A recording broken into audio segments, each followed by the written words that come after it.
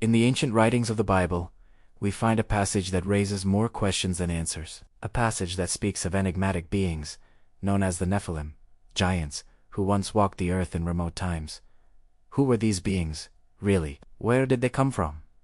Why did they disappear from human history? Today, we are going to dive into a mystery that has fascinated theologians, archaeologists, historians, and seekers of truth for centuries. Stay with me until the end, because what you'll discover is not what you've always been told. Before we begin, I invite you to subscribe to the channel and share your thoughts in the comments, because your opinion is a key part of this journey. Now, let's begin. In the book of Genesis, chapter 6, we read a passage that seems as though it was taken straight out of a fantasy novel, but it is in the very heart of Scripture. When human beings began to increase in number on the earth, and daughters were born to them, the sons of God saw that the daughters of humans were beautiful, and they married any of them they chose. Then the Lord said, "My spirit will not contend with humans forever, for they are mortal. Their days will be 120 years. The Nephilim were on the earth in those days, and also afterward when the sons of God went to the daughters of humans, and had children by them. They were the heroes of old, men of renown." Here appear the Nephilim, described as giants, the offspring of a forbidden union between the sons of God and the daughters of men. This passage has ignited endless debate. Who were these sons of God? Some argue they were fallen angels who descended to mate with human women. Others claim they were descendants of Seth, and still others believe they were ancient kings who corrupted mankind. But whichever interpretation one chooses, the undeniable result was a hybrid race of giants. The Nephilim were not merely tall men. Jewish tradition and texts, such as the Book of Enoch, describe them as beings of colossal size, unimaginable strength, and a wickedness that exceeded human limits. It is said that they devoured everything in their path, even human flesh. They were a symbol of corruption, a world gone astray from its divine purpose. This corruption led God to take a drastic decision, the Great Flood. Humanity had descended into violence and evil, and the Nephilim were at the center of this chaos. The flood was not only a judgment upon mankind but also a cleansing of the earth from these hybrid beings that were never meant to exist. Yet the Bible adds a chilling detail, and also afterward. In other words, there were Nephilim even after the flood.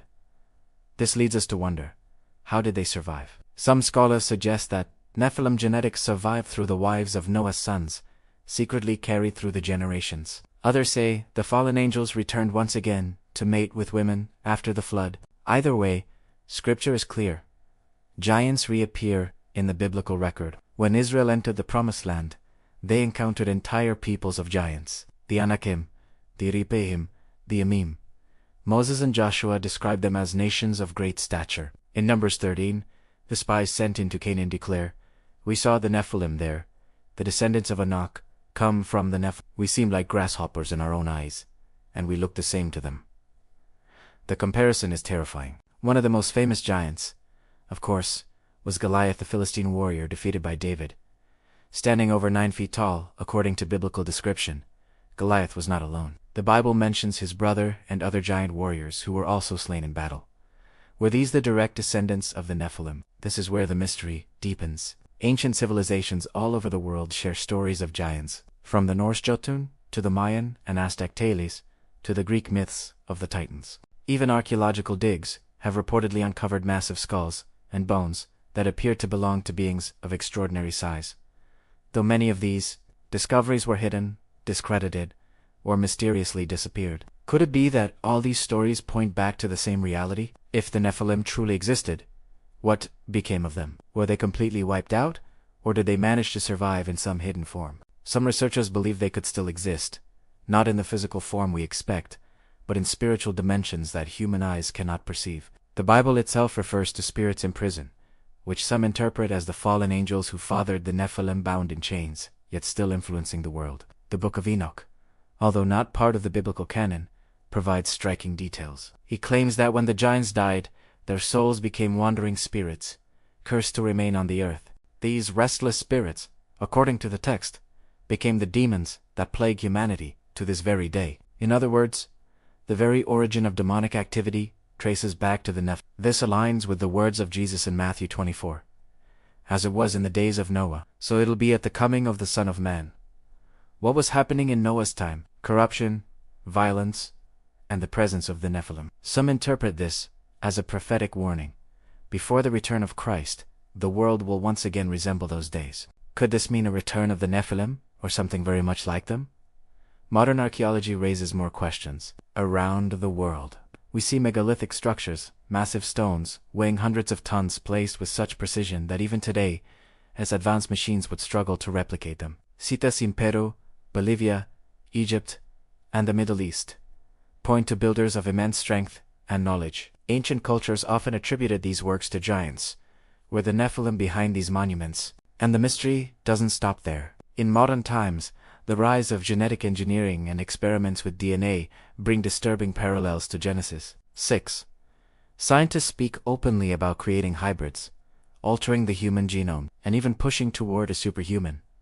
Are we witnessing the same corruption of creation that once birthed the Nephilim? Could mankind be repeating history, playing the role of the sons of God by tampering with what is forbidden? There are also those who connect the Nephilim with UFO phenomena. Some suggest that the so-called aliens are not extraterrestrial beings at all, but the same fallen entities from ancient times, disguising themselves under a modern mask. In every era, their goal remains the same: to deceive humanity and corrupt what God created.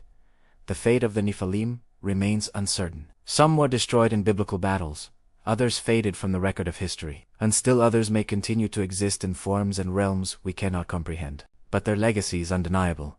Almost every ancient culture preserves a memory of giants, beings too extraordinary to dismiss as pure myth. And so we arrive at the great question: will the Nephilim return in the end times? Are we standing on the threshold of a prophecy where the days of Noah are repeated before our very eyes? The Bible urges us to be vigilant, for mysteries of the past often hold the key to understanding the future. What is clear is that the story of the Nephilim is not a mere legend. It is a reminder that the physical and the spiritual realms have collided in ways beyond our imagination. It is a testimony that the struggle between light and darkness is not symbolic, it is real, and it has shaped the destiny of humanity since the very beginning. This concludes our journey into the mystery of the Nephilim, the giants who vanished from the earth. If this subject impacted you, share your thoughts in the comments and pass this video along to others who need to hear it. And don't forget to subscribe, because more hidden revelations of the Bible are coming that will leave you amazed.